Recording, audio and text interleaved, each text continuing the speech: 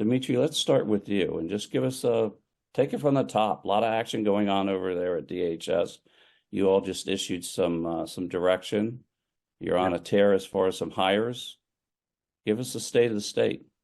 It's an exciting time for a number of reasons. DHS is at its core a large law enforcement agency, and we touch more people every day than any other agency. Literally millions of people at border crossings, at airports, and so on. And so there is a forward face to what we do that interacts with the public that requires us to be very sensitive to responsible use, to privacy, civil rights, civil liberties, because everything somehow works in that space.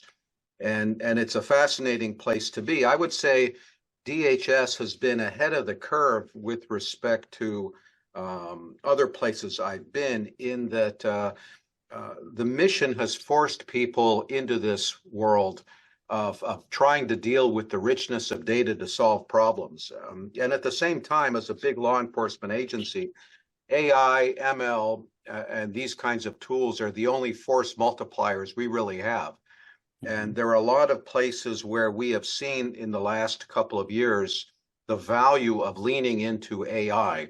For example, in doing bulk cash money laundering, things that took 10 experts 3 years in terms of disentangling the financial networks can now be done in days.